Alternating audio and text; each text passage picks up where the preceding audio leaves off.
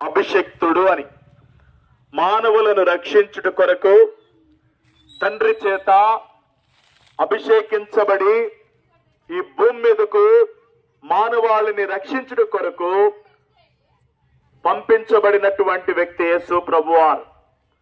యేసు క్రీస్తు ప్రభువారు మానవులను పాపము నుండి విడిపించడానికి పాపము లేని దేవుడుగా, పాపమెరుగని దేవుడుగా, పాపము లేని దేవుడుగా, ఆయన యందు పాపము లేదు అని రాయబడి ఉన్నది.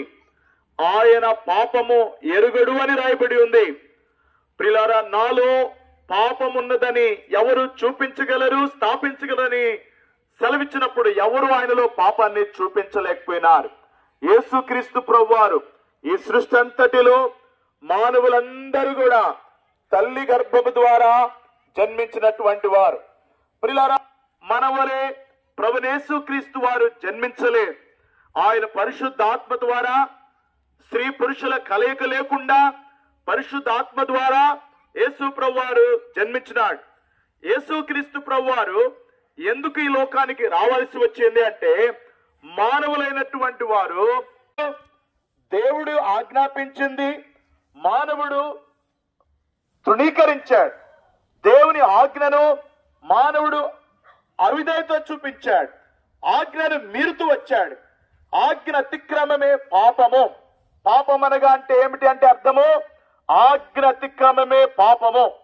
పాపము ఎప్పుడైతే మానవుడు దేవుని ఆజ్ఞను మీరాడో మానవుల్లోనికి పాపం ప్రవేశించింది.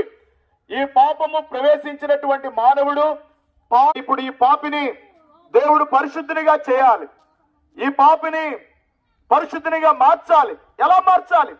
ప్రియులారా, సాక్షాత్తు దేవుడే మానవుణ్ణి కలుగజేశాడు. సాక్షాత్తు దేవుడే మానవుడిని పరలోకం నుండి చూచి ఈ పాపి అయిన మానవుడిని పాపం నుంచి విడిపించాలని దేవుడే ఈ భూమి మీదకు మానవుడిగా వచ్చాడు. నీ పోలిక నా పోలిక వచ్చాడు. ఇంకొక రూపంలో ఆయన రాలేదు. అందుకనే సశరీరుడుగా ఆయన భూమి మీదకి వచ్చారని రాయబడి ఉంది. ఆయన శరీరము అమర్చబడి లోకానికి వచ్చారని రాయబడి ఉంది.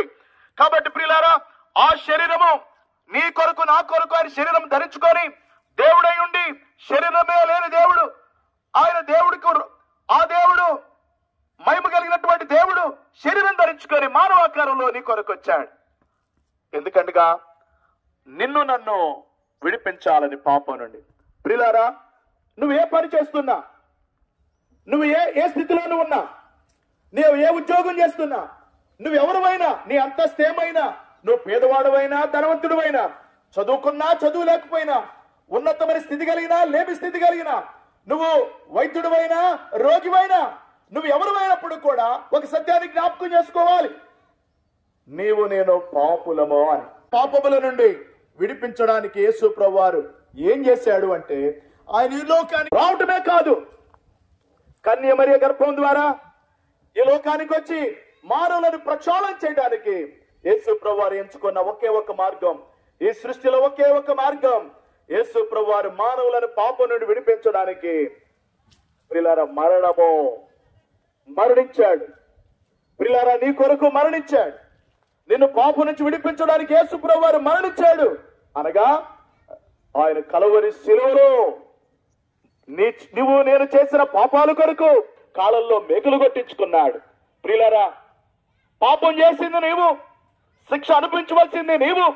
నీ శిక్షను దేవుడు భరించి నిన్ను పాపం నుంచి విడిపించాలని దేవుడు నీ కొరకై శిలువలో ప్రాణం అర్పించాడు. ప్రియులారా, ఈ సృష్టిలో ప్రాణం అర్పించినటువంటి వారు, నీ కొరకు ప్రాణం పెట్టినటువంటి వారు ఎవ్వరు లేరు. యేసు ప్రభువారు ఒక్కడే ఈ సృష్టిలో పాపము లేని దేవుడు. ఆ పాపము లేని దేవుడు పాపిని పరిశుద్ధునిగా చేయటానికి అర్హత, యోగ్యత, అధికారం కలిగినటువంటి వాడు శిలువలో నీ కొరకు ప్రాణం పెట్టాడు. ఎందుచేతనగా నీవు పాపములో మరణించినలా, పాపములో నువ్వు జీవించినలా, పాపము మానవుని యొక్క హృదయంలో ఉన్నంత కాలం నెమ్మది ఉండదు. ఒకటి దోషం పొందుకుంటావు. ఈ పాపము నుండి నేను విడిపించాలని దేవుడు నీకు శాంతిని, సంతోషం ఇవ్వాలని ఈ లోకానికి వచ్చి నీ కొరకు శిలువలో రక్తంగా ఆ రక్తం ఒక్కటే ఇప్పుడు పాపికి ఆశ్రయము, పాపికి క్షమాపణ.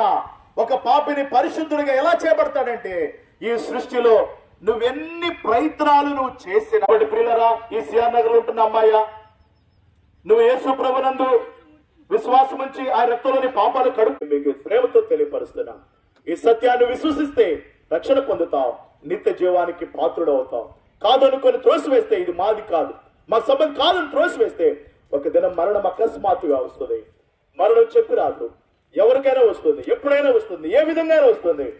మరణం వచ్చినప్పుడు పాపములో చనిపోతే ప్రియులారా అగ్నిగుండానికి వెళ్తాం.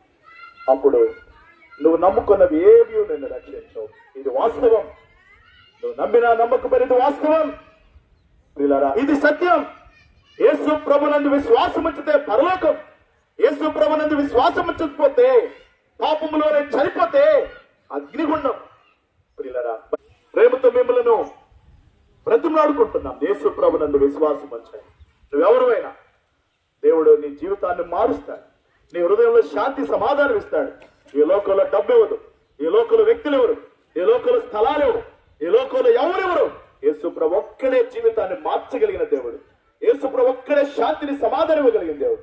ఆ దేవుని విశ్వాసం ఉంచు, గొప్ప రక్షణ, శాంతి సమాధానం, పరలోకాన్ని పొందుకుంటాం. ప్రార్థన చేస్తాం. ప్రేమగల ప్రభువా యేసయ్యా, ఈ సిఆర్ నగర్ లో ఉంటున్న మా ప్రియులందరి కొరకు ప్రార్థిస్తున్నాం. ఈ సాయంకాల సమయం మమ్మల్ని నీ ప్రార్థన నడిపించారు ప్రభా. మేము చెప్పగలిగిన కొన్ని మాటలు చెప్పాం ప్రభా. ఎవరైతే విన్నారో వారు అర్థం చేసుకొని ఈ మాటల్లో సత్యాన్ని గ్రహించి, యేసు ప్రభు వారి ఒక కులానికి ఒక మతానికి సంబంధించిన వాడు కాడు. అపోస్తుల కార్యాలు 10:36 యేసుక్రీస్తు అందరికి ప్రభువు, అందరి కొరకు యేసు ప్రభు వారి లోకానికి వచ్చాడు, అందరి కొరకు యేసు ప్రభు మరణించాడు అనే సత్యాన్ని గ్రహించి, ప్రభు మేము కూడా ఒకప్పుడు ఎందుకు విశ్వాసం వచ్చిన వారువే, మమ్మల్ని మార్చాం, మా జీవితాలు మార్చాం, మా బ్రతుకులు మార్చాం, మా చెడు అలవాట్లు మార్చాం. యేసయ్యా, నువ్వు ఒక్కరివే మా బ్రతుకులు మార్చి మా పాపాలు క్షమించావయ్యా. ఆ సత్యాన్ని మేము తెలుసుకున్నది, మేము విశ్వసించింది ఈ ప్రార్థనల ప్రియులకి చెప్పాం ప్రభా. విన్నవారిలో మీ కార్యం జరిగించండి ప్రభా. ఏ ఒక్కరు మరణించి నరకానికి వెళ్ళకూడదని కదా ప్రభా. నీ యందు విశ్వాసం ఉంచితే పాప క్షమాపణ, పాపాలు పోవడానికి యేసయ్యా పాపినంటే పాప క్షమాపణ కలుగుతుంది కదా ప్రభా. ఆ సత్యాన్ని విశ్వసించి పాపాలు క్షమించబడి పరలోకం, బంగారు వీధి, మోక్షం, వైకుంఠం ప్రవేశించే వారిగా చేయ. పాపంలో చనిపోతే అగ్నిగుండం ఉంది, అగ్ని ఆరదు, యుగ యుగాలు కాలిపోవా. అయా, ఎవక్కడక్కడ కలగకుండా కాపాడు, భద్రపరచము. ఈ మాటలు బలహీనమైనవి, నీవే కార్యం జరిగించమని యేసు ప్రభు శక్తి కలిగిన నామంలో, పాపిని పరిశుద్ధునిగా మార్చగలిగిన నామంలో విశ్వాసముతో ఈ ప్రాంతంలో ప్రతి ఒక్కరిని రక్షించమని, నేను విశ్వాసం ఇచ్చినట్లుగా చేయమని యేసుక్రీస్తు నామంలో ప్రార్థిస్తున్నాను తండ్రి. ఆమేన్. బలో ప్రభువైన క్రీస్తు వారికే, పాపుల రక్షకుడనేసు ప్రభు వారికే, ముక్తిని చేసు ప్రభు వారికే. హల్లెలూయా.